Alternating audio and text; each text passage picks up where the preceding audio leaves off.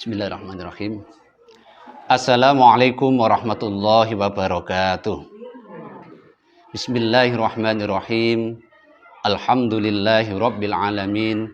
Wassalatu wassalamu ala asrafil anbiya'i wal mursalin Sayyidina wa maulana Muhammadin wa ala alihi wa ashabi ajma'in. Amma ba'du. Muslimin, muslimat yang dirahmati Allah subhanahu wa ta'ala. Alhamdulillah, pada bulan suci Ramadan ini kita sudah di penghujung 10 hari pertama. Selanjutnya kita akan memasuki pertengahan bulan Ramadan, yang mana di pertengahan bulan Ramadan ini ada sebuah peristiwa yang sangat besar. Peristiwa yang sangat besar bagi seluruh umat Islam di dunia, yaitu peristiwa nuzulul Quran, yang berarti turunnya Al-Quran. Peristiwa ini terjadi diriwayatkan pada waktu itu Kanjeng Nabi Muhammad SAW sedang berjalan-jalan di kota Mekah. Dan beliau sangat miris, sangat sedih melihat kondisi masyarakat kafir yang semakin jauh dari agama,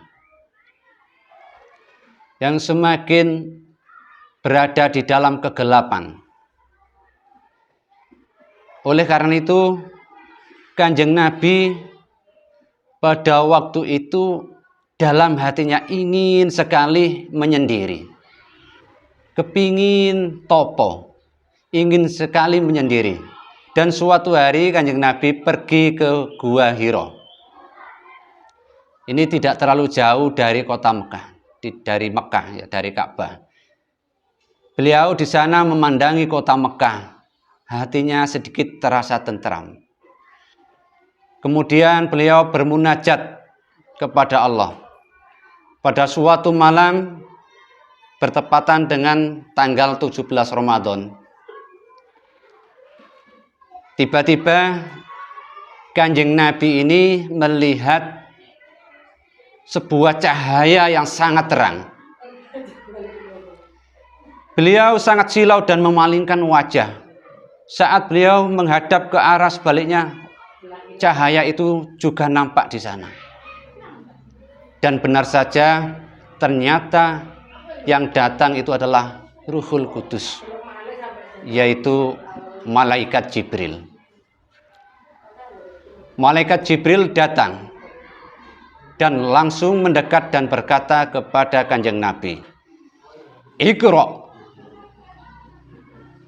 Kanjeng Nabi gemetar, ketakutan, dan beliau menjawab, "Saya tidak bisa membaca." Memang Kanjeng Nabi itu tidak bisa membaca. Allah memilih Kanjeng Nabi yang tidak bisa membaca ini untuk menepis anggapan orang kafir Quraisy bahwa nantinya kalau kitab Al-Quran ini dianggap sebagai karangan Muhammad, kata orang-orang kafir nantinya. Makanya karena tidak bisa membaca itu bisa menepis nanti saat orang-orang kafir Quraisy bertanya, apakah ini karangan Muhammad sendiri? Mana mungkin, Muhammad kan tidak bisa membaca. Jadi ini sebuah logika yang dipilih oleh Allah kepada Nabi yang tidak bisa membaca untuk menerima wahyu Al-Quran. Muslimin muslimat yang dirahmati Allah, saat disuruh membaca oleh Malaikat Jibril, Kanjeng Nabi ketakutan, gemetar, berkeringat. Kemudian Malaikat Jibril mendekapnya dengan erat, sampai-sampai beliau susah bernafas. Lek basa Jawa kegeten, memeluknya terlalu keras sampai tidak bisa, susah bernafas. Kemudian dilepaskan dan disuruh membaca lagi. Iqra. Tetap Kanjeng Nabi, saya tidak bisa membaca. Dan diulang sampai 3 kali. Kemudian dilepaskan oleh Malaikat Jibril. Kemudian malaikat Jibril mengajari Kanjeng Nabi untuk membaca surat Al-Alaq ayat 1 sampai 5. Jadi sahabat muslimat yang dirahmati Allah, turunnya Al-Quran itu dibagi menjadi 2 tahap. Yang pertama, tahap pertama itu Allah menurunkan Al-Quran itu dari Lauhul Mahfuz menuju ke langit dunia secara utuh. Jadi secara utuh langsung 30 juz itu langsung turun dari Lauhul Mahfuz ke langit dunia. Dan untuk tahapan yang kedua, Al-Quran itu turunnya itu secara sedikit demi sedikit. Tidak langsung diturunkan brek kepada Kanjeng Nabi, tapi diturunkan sedikit demi sedikit sesuai asbabul nuzulnya. Ketika ada masalah tentang riba, maka turun surat tentang riba. Dan pada tanggal 17 Ramadan inilah turun ayat yang pertama surat Al-Alaq. Dan ini merupakan perintah dari Allah kepada semua orang muslim, muslimat, agar selalu belajar, agar tidak menjadi orang yang bodoh. Setelah turunnya ini di usia Kanjeng Nabi yang 40 tahun, juga sekaligus menjadikan Kanjeng Nabi ini menjadi Rasulullah, menjadi utusan yang diutus oleh Allah untuk membimbing manusia dari jalan yang gelap menuju jalan yang terang benderang.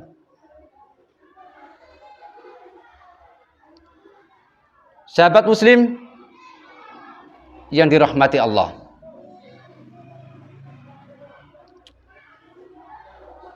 adapun amalan-amalan yang sangat dianjurkan di dalam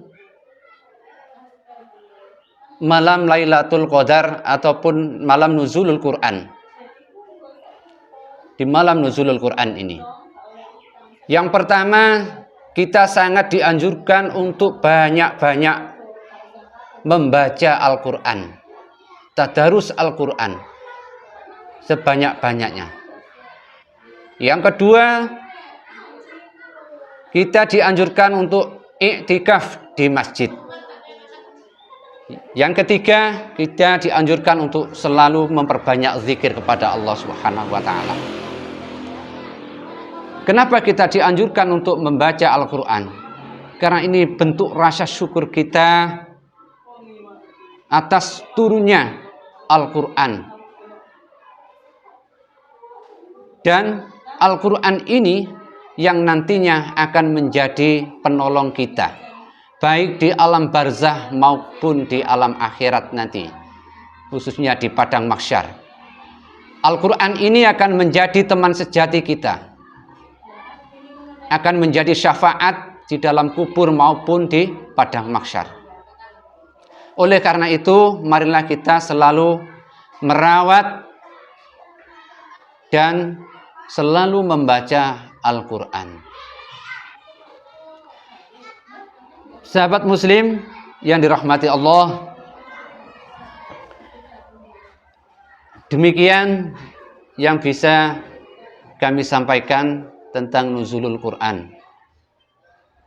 Semoga ini dapat bermanfaat bagi kita semua, dan semoga orang tua kita, guru-guru kita semuanya diangkat derajatnya oleh Allah Subhanahu wa taala. Demikian, wal afwa minkum, wassalamualaikum warahmatullahi wabarakatuh. مولاي صل وسلم دائما أبدا على حبيبك خير الخلق